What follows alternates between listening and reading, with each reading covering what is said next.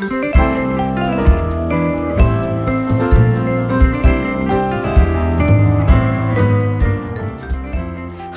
I'm Annie Kops, the food editor at Yankee Magazine, and welcome to my kitchen. Spring has sprung here in New England, and when I think of spring, I think of asparagus and peas and fiddleheads, and today we're going to make one of my favorite dishes with asparagus. It's hummus with a twist.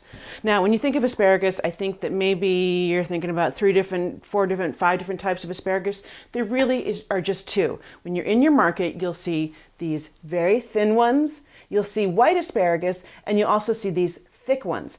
The thick and the thin are actually from the same plant, but different parts of the plant.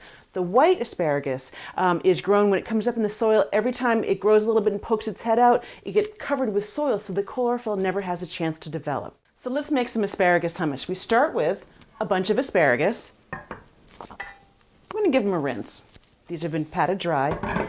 Now, the ends are very fibrous and woody, and I like to trim them by just holding them in my hands and snapping it. The asparagus will tell you where it wants to be broken. Just do a few of these. And once you have them all trimmed up, line them up and cut them into about 2-inch pieces. So let's cook this asparagus. Alrighty, so into a pot of boiling salted water, the asparagus goes, and we're using salted water so that it keeps these beautiful asparagus nice and bright green, and it's going to add a little bit of flavor. We let the asparagus cook for 4 minutes or so till it's nice and tender, and from the jacuzzi into the ice bath it goes. And what the ice bath does is it helps again keep this beautiful verdant spring asparagus nice and green. It also stops the cooking so we don't end up with mush. Alrighty, into the food processor are drained and patted dry asparagus, 2 cloves of garlic, and you don't have to really chop them up too much because they're going to get buzzed in the food processor, but this garlic's going to add some really lovely heat to this. The zest, about a tablespoon of a lemon, and I love this microplane.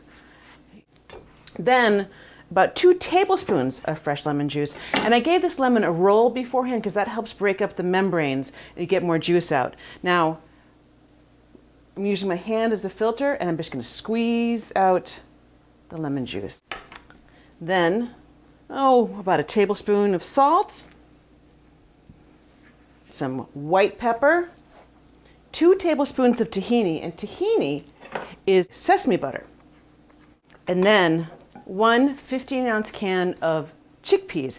Chickpeas are also called garbanzo beans. Just give these a good rinse so that they don't taste of the tinny can.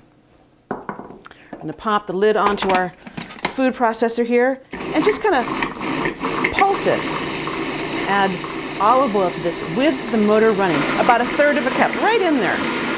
That'll emulsify the oil. And that should do it. Oh, it's beautiful. I'm going to give it a little taste, just to make sure. Oh, yum. Now, I think this hummus is so delicious you could just eat it with a spoon right out of the bowl, and I've been known to do that, but it's a little bit more ladylike and traditional to use pita chips. So we're going to just take some pita bread. Oh, get your oven on to 375. And I like to stack them up. We're going to make triangles out of these. So stack them up, cut it in half, stack again, cut that in half, and then quarters. Now there you've got your triangle, and then you just peel it apart. How easy is that? Onto a baking tray. And we're going to top this with Dukkah, which is an Egyptian spice blend. Now I know that sounds fancy, but it's really quite easy. A little bit of olive oil on top so that they toast up nice and crunchy. Pita chips are nice and oiled up. We're just going to put a thin coating of the Dukkah spice blend on top, and then we're going to pop it into the oven for about 10 minutes or until nice and golden brown. All right, let's get these still warm pita chips together with our delicious asparagus hummus. Arrange that nicely. Oh, I had to have a bite. Mmm. Oh, that's really good. Really, really good. For this recipe for the asparagus hummus and the Dukkah spiced pita chips, come visit us at yankeemagazine.com. And thanks.